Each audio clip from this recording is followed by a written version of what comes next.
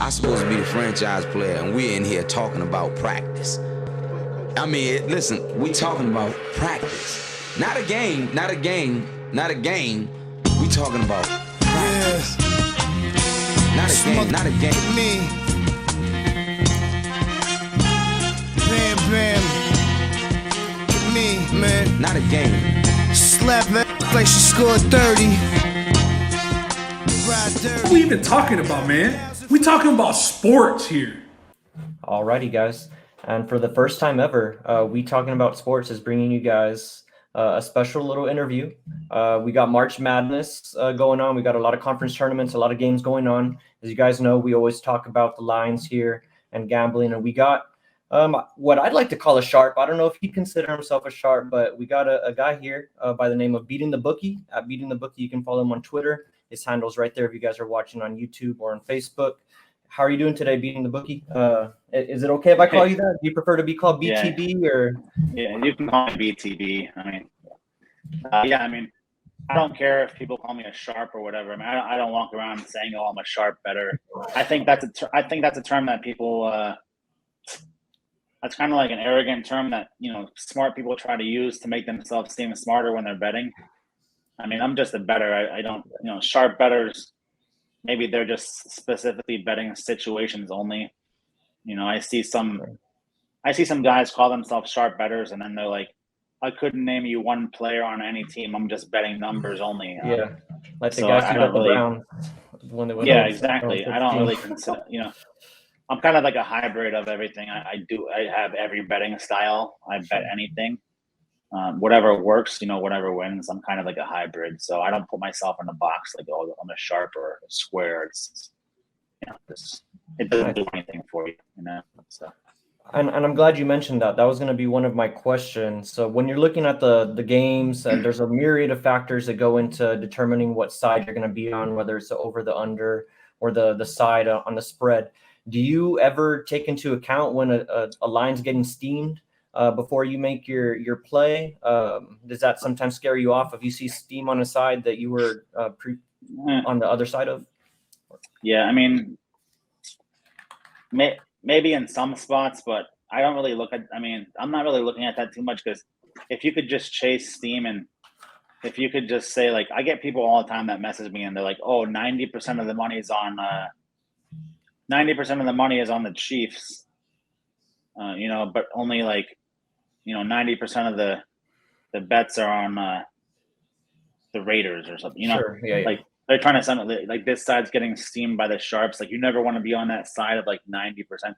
And yeah, you never I mean, the majority of time you don't want to be on the side where everybody is all on it all at once. But for me, each game is different. So I don't really when I'm betting a game, I don't really care what side, I'm betting the side that I like. I don't really care what steam chases are on or what the public's on or stuff like that. I mean, I'm betting what I like, stuff that my numbers like it. I like it. I'm not really letting, the thing that I find when I do when I mess up in betting, it's when I start listening to other people. Sure. Yeah, so I hear that a lot. So I never used to listen to any podcast. I mean, I would do a podcast and I hated doing it with my old partner, and I would never listen to any podcast. I wouldn't even listen to my podcast, and during COVID, I was getting kind of bored. There's no sports on, so I started listening to some podcasts and stuff, some other guys on Twitter. Sure. And I just I would like a play, and I would hear them talk about a play, and I would be second guessing myself, oh, do I really like that because they like this, and then I if I would change my mind, it would always lose. So I just got sick of basically letting too many opinions form in my head. So I feel like a bettor should just if you're just disciplined and you just stick to always for me, I feel like it's always best if you stick to your gut. Usually your first instinct is your best instinct. When you start second guessing yourself, stuff like that, that's usually when mistakes are made. So yeah, I don't really listen. I don't let outside factors influence me and stuff like that. I mean, just because somebody has money and they're moving a line doesn't mean that it's smart money, Sure. A lot of the moves are dummy moves. They're trying to move the line one way so they can bet the other way. There's a lot that goes into it, but yeah, like what somebody does, like doesn't really affect me. I mean, I'm just worrying about me and my clients. I don't really let outside factors like influence me, and a lot of people do, and I feel like that's when people make mistakes. You know? So do you still listen to different types of maybe gambling networks and just still stick with your opinion, but kind of try and get the other point of view and see if you maybe see where they're coming from? Yeah, I watch. There's one show I do. I wake up at like 4:45 in the morning, so I'm at the gym around like 7 o'clock. I go to the gym at 5, but around 7 I'm doing my cardio, and that's when like I listen to VSiN. You like, put me onto that show. Your Twitter put me onto that show. I listen to like Follow the Money with like Mitch and Paulie. I listen to them in the mornings. They have some great guests and stuff. They talk about more like they're not really like giving picks out. They're just talking about like betting in general. So I listen to them. Sometimes they'll have really good guys come on and like give out picks. Like there's one guy for college football that's on the show. His name's like Paul Stone. He's a really nice guy. He's really smart. So I'll listen to like what he has to say and stuff. But I try not to listen to too many opinions. Gotcha. That's one show that I do listen to. But besides that, I do listen to one podcast for like Hurricanes football, Orange Bowl Boys, because I sponsor them.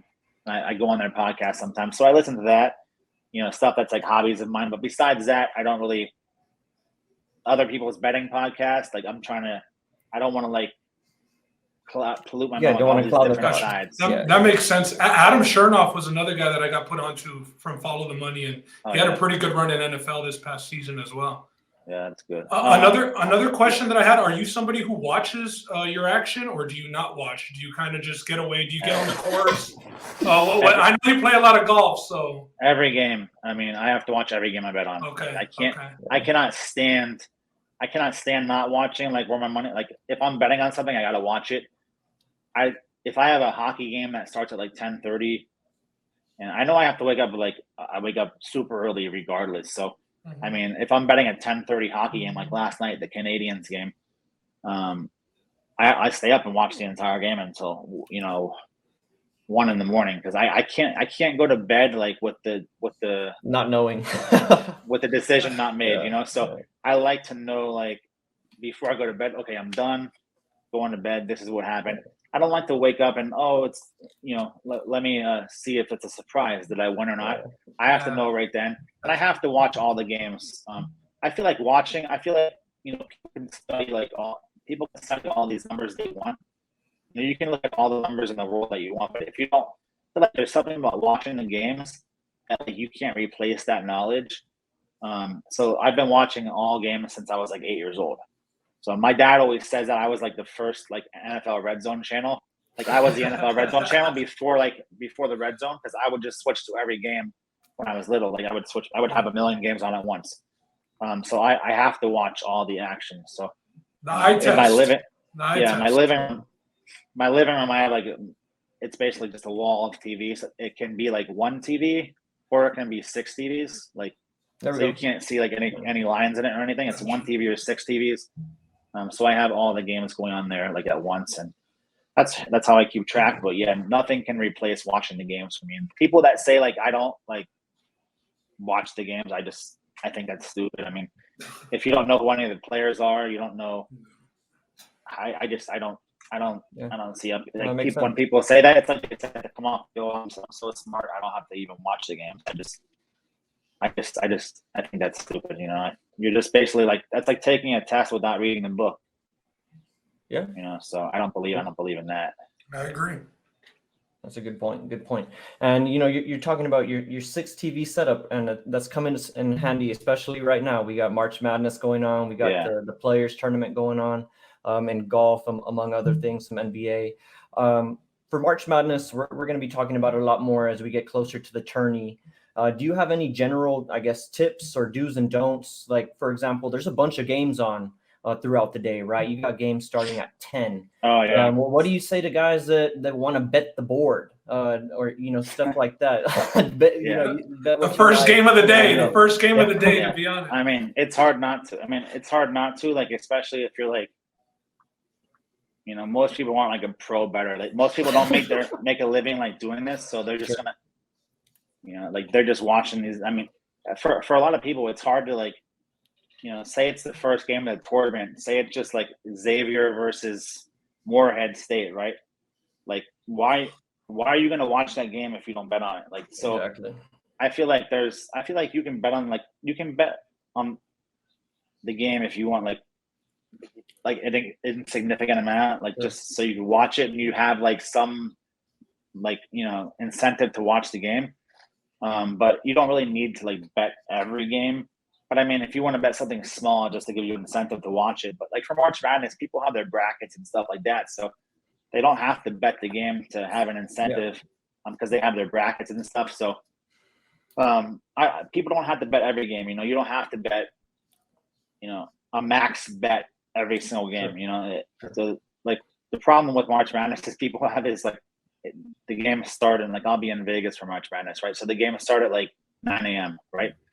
So people bet, or 8 a.m. or whatever. So people will bet like the early games, and if they start losing like throughout the day, their bet will get bigger and bigger and bigger because they're just trying to make up what they lost. So like people should never do that. Like don't chase bets. You know, just you can always come back the next day. You know, you never want to blow your entire bankroll out on the first day of March Madness. So I feel like bankroll management is really like a key for March Madness. Because some people will go crazy like their first day and they'll bet everything, they'll lose everything on the first day. The first day, you usually just want to like avoid disaster. Sure. If you break even, that's great. Just come back tomorrow. But you know, there's always upsets. That's why March Madness is so great. You know, there's always like a dark horse. Sure. But yeah, just you know, don't like. It's easy to say like tell people like, oh, practice money management. You know. Be safe, you know. But then when people go in there and like you go to like the Westgate in Las Vegas and you have the like 3 movie theater screens with all the games on, and there's 5,000 people sitting there cheering for this side and this side. Like people like, oh my, they like they forget about everything they learned and they gotta bet this and this and this and this and this. It's just like how people bet 50 props for the Super Bowl, you know, just because it's the last game. Like you don't have to do that. So just you know, it's slow. You can be slow and steady. You know, you're not gonna get rich in one day, but you can go broke in one day. That's what I always tell people. So slow and steady wins a race. Slow and steady wins a race. It does. One of the things you were talking about, you know, you said there's always upsets, right? Generally in the first round. Are you seeking out those upsets, or are you looking for Cinderellas, or are you just looking at the games on a game by game basis? I mean, pretty much a game by game basis, because a lot of people like automatically just bet like the 12 versus the 5 because like the history. See, that's one thing I'm not really like. I don't really like people like look at a lot of historical trends. Like, well, a 12 has beaten a 5 every year since, you know, whatever. So they'll bet all 12 seeds. I look at it like game by game for this year. Like, I don't care what happened last year. Like, what happened last year has nothing to do with like what's going to happen this year. You know, like. Virginia lost. Virginia was the 1 seed. They lost to 16. Then they won a national championship the next year. So like the trends and the people, I'm not like a big trend better. People follow these trends like too much. I know people that just all they do is talk about trends, and I think that just like I'm examining the game like that's in front of me. Like I'll look at their season. I'm not going to look at like last season and stuff. I could care less about last season. It means absolutely nothing. You know, I laugh when I hear people like on shows like they give out trends like, oh, the Chiefs are 17-3-1 since 1994 in this situation. Like, this means absolutely nothing what they did in 1994, you know. But some people get stuck on trends, you know. I try to stay away from trends and like this revenge games and stuff like that. It's all just like cute words that people use, but I like to just take game by game. I feel like that's the best way to look at it. You know, you can look at, for me, like when I look at games, I'm looking at their recent games, like, you know, what they did this season, if they matched up against that team already, like what their pace of play is and stuff. For me, like pace of play is probably the most important thing. So especially when you're looking at totals for March Madness, you want to look at pace of play. And I feel like March Madness, the games tend to lean over because these teams are playing like, you know, if a team is down 10 with 2 minutes left, like in the regular season, they're not going to foul. If they're down 10 with 2 minutes left in the regular season, they're not going to foul. They know they probably lost, but in the NCAA tournament, they're going to foul because their season's over if they lose. So you see a lot of more free throws in games. You see teams playing with a lot more desperation. So I think those tend to favor the over. Great point. And don't want to take too much more of your time, but wouldn't be right if I had you on and I didn't ask. Do you have any leans in maybe any of these conference tourneys, current bets, or leans for the March Madness tournament itself? Yeah, I mean, I've been saying it all year. I think one of the a dark horse is the Davids. They have a really good team. They can shoot, they can shoot very well. They lost the one kid, Grady, to Kentucky, but he was there like 6 years and they replaced him pretty easily. So I like Davidson as kind of like that, like mid-major that can like make noise in the tournament. I do like Kentucky. Like if Kentucky plays as good as they can, like they're gonna be tough to beat. They have the shooting, they have the rebounding, they have the speed, the passing. They have the athleticism to beat anybody in the tournament. So like Kentucky, Arizona, when Arizona plays well, they're tough to beat.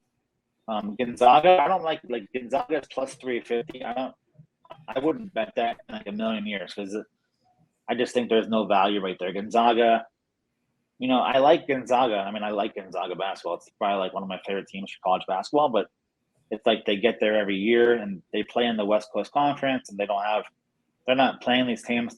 They play good teams at the beginning of the year, like the Maui Invitational, like North Carolina, Texas, all these teams do.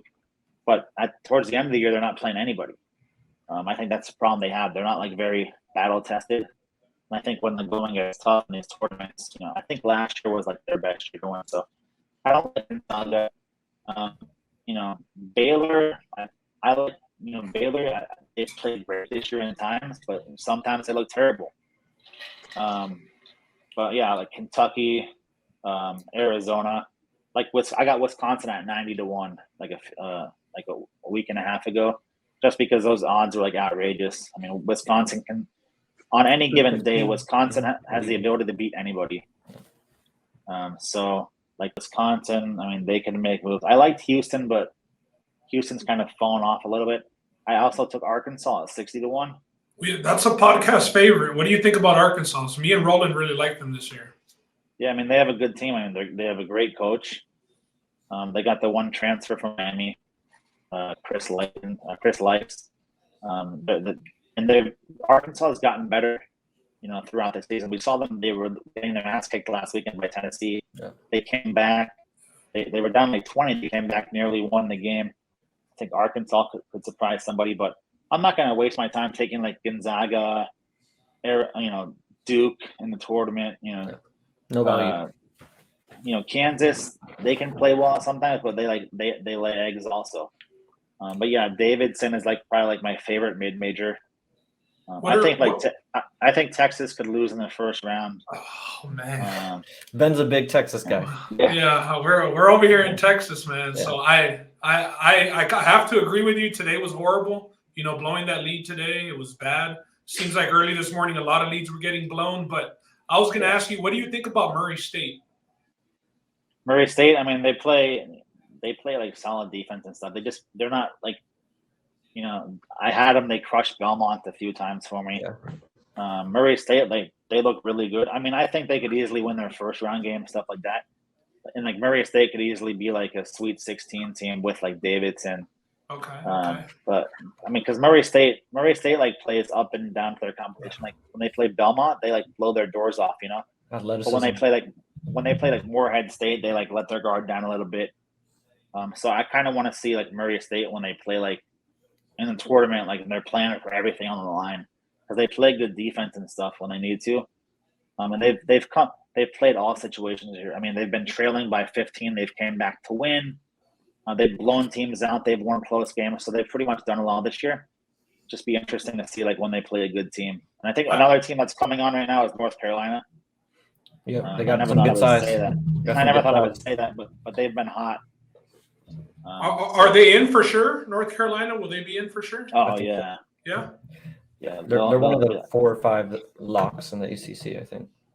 I feel Miami, like North Carolina. I feel like Murray State's a team that could match up with like a Texas and beat them, or like even Auburn. I think that Auburn are pretenders. What are your thoughts on Auburn? Yeah, I mean, look, Murray State can score points, all right. And Texas, we've seen Texas like not be. For some reason, Texas forgets how to score points in the second half of games. Like it's like the Chris Beard special, you know. I feel it's him. It's him, Chris Beard. I do, because if you look at Texas Tech has gotten better this year. Like, so it wasn't the assistant coaches that, was the players there, the assistant coaches that were like making Chris Beard look good? Because I feel like Texas Tech has gotten even better this year, whereas like Texas, I don't know if Texas hasn't taken a. Maybe Texas took a step back because they have better. But Texas has much better talent than they had last year, and they just kind of like done whatever. I mean, you look at the Texas home games, they got like more fans from the other team there than cheering for them. I mean, I think that's crazy. But Texas, I could see Texas like no showing in the tournament and losing. Like I had the Texas last year to go to the Final Four, or to win their region side of the to win their region last year, and they lose like right away. I'm like, yeah, that's also one of my brackets. Do you think there's a chance, just because of their defense, that they can possibly make it to the Sweet 16 and get out of the first weekend? I mean, yeah, but offensively challenged. I know, offensively challenged, but sometimes in the tournament, you know, with those possessions counting so much, the defense wins out. But I tend to agree, Chris Beard can get great talent, but seems like he can't coach offense. Yeah, like, okay, we saw this with Virginia. Like, Virginia was in a tournament for how many years where they were scoring 50 points a game. Yeah. And when you can't play offense, like, you're only going to go so, like, when you can't play offense, you have to play perfect defense to win every game. True. But when you can play offense, you can, like, afford to, like, slip up on defense a little bit because you can outscore the other team. Whereas, like, Texas needs to play perfect defense to, like, beat these teams, because offensively, if they don't score points, they're screwed. So, I mean, we saw that happened to Virginia for years and years and years until Tony Bennett finally got offensive players. Kyle Guy. He finally got offensive players that could score the ball. But it took him like 5 years of failures to realize that. So, I mean, Texas has the good offensive players. Chris Beard, his offensive system is just like, if Texas came out in the first round, they'd play like run and gun, running up and down the court, fast break, stuff like that. Sure, they can make the Sweet 16, Elite 8, but they're not. They're going to come out and they're going to walk the ball off. Play the half court. Yeah, that's a good point. I think they don't play to their, it's like Chris Beard refuses to like break out. It's, and it's the same thing that Virginia did with old habits die hard. Tony Bennett, like Tony Bennett refused to like run like offensive, like run the court. Right. And then he realized that you have to. So run something else other than the curl action. Yeah, exactly. So yeah, I mean, Texas has a potential, but I don't know if they'll utilize their potential. You know what I mean? So. Yeah, they're definitely on upset alert for sure. And we asked you about our home state team. Got to ask you, you're a big Miami fan. Do you have high hopes for them going into the tournament? I mean, I'm a Hurricanes fan, but I probably watched, maybe like a third of their games this year. I'm not like a homer Hurricanes fan. So like if they lose, whatever, I don't really care. I mean, if they win, great. If they lose, I don't care. It doesn't like ruin my day. I mean, it used to ruin my 10 years ago. It would ruin my day. Now I just don't care. Like whoever I bet on, if that team wins, I'm happy. There we go. But yeah, I think the Hurricanes, I mean, they won 23 games this year, 23-9 literally their entire team like left before the season started. Like they barely had anybody. And they started out the season terribly. And I was like, I think after a few games, I tweeted like, it's time for Jim Larranaga to go. Like he can go with Manny Diaz. Manny Diaz and Jim Larranaga get out of here. And then they went on this crazy run. I mean, they beat Duke at Duke. They beat North Carolina by They beat North Carolina by 40 points. They just been destroying teams. Even the games they've lost, a few games they gave away. Like they blew like a 10-point lead to Virginia Tech with like a minute left. So they've played very well, and they just like they play like as a team. They can play defense and they can score. But if they made the Sweet 16, I mean that would be a huge accomplishment for them. Even if they won one game in the tournament, this team, think they were picked to finish last, so they should be in it for it. So they already won. Any win in this tournament would be like icing on the cake. If they make it to the Sweet 16, can we expect to see BTB in attendance? Nah. No? I mean, it's so much. I mean, unless it's in Vegas or something, it's so much better to watch on TV. Yeah, for sure. You know, you've got like the thing is like for the Sweet 16, you can watch every game on TV, or you can go to one game and you miss all the other games. True. And I really have to be watching all the games, you know, for my plays, you know, for clients and stuff. So if the Hurricanes, if their football team went to the, you know, college football playoffs, I go to the game. But the basketball team to the Sweet 16, I mean, they go to the national championship, sure, I'll go to the game. But Sweet 16, yeah, Not getting your attention. Not getting your attention. Gotta queue up them plays in live time, right? Gotta queue them as soon as they hit, baby. If the Sweet 16 was in Miami, sure, I'd go to it, you know. But I'm not gonna go to Indianapolis for like Sweet 16, or I'm not gonna go to like Reno, Nevada, you know. So yeah. All right. Well, you know, BTB, thanks for, you know, joining us this evening. And, you know, before you go, is there anything you want to, you know, plug for the listeners? I know you don't need it. You got a lot of followers on Twitter, but for our guys out there, do you bet on anything else other than basketball? Is there, if they want to, you know, get a client package, what sports are you currently betting on and stuff like that? I do pretty much everything. I mean, PGA, my most popular is like PGA, college basketball, football, of course. You know, NHL, I've been killing NHL right now. Like 17-3 the last 20. Nice. I posted a parlay like on Saturday night. I posted a parlay on Twitter as a $500 7-team NHL parlay at 150,000. Nice. So that was my biggest one. So I was pretty happy about that. That free play yesterday, I was on that over 1.5 first period. Easy. Oh yeah, easy. That one. Yeah, I mean the Panthers. You know, the Panthers have been playing. That's almost automatic, right? At this point, the Panthers. Yeah, I do have season tickets for the Panthers, so I am a big Panthers fan. So, you know, I got my right here. I guess right here. Right there.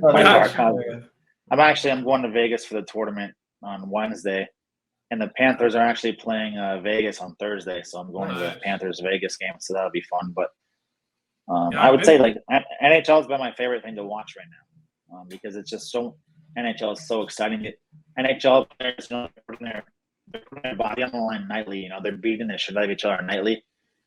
They're playing like hard every play, whereas like NBA, they're taking the fourth quarter off. They're like sitting out. Like LeBron, every other game, LeBron sits out. So I like NHL. I feel like the intensity for NHL is just like I love it. So I love NHL right now. But yeah, I do every sport. It's all on my website. So I give a lot of free plays too. Yeah, the go to first round leaders in golf, man. That podcast with Travis, I listen to that Thursday mornings on the way to work, man, to get those first round leaders. I'm doing it on Tuesday, so I'll be back on there on Tuesday for the Dallas Bar. So nice. But yeah, I appreciate you guys having me on, and you know, if you ever need me to come on again, let me know. Yes, sir. Appreciate you, man. Thanks for the time. Thank you. All right, no problem, man. See you. I'm supposed to be the franchise player, and we're in here talking about practice. I mean, listen, we talking about practice. Not a game, not a game, not a game. We talking about practice. Not a game, not a game. Me. Bam, bam. Me, man. Not a game. Slap that like she scored 30.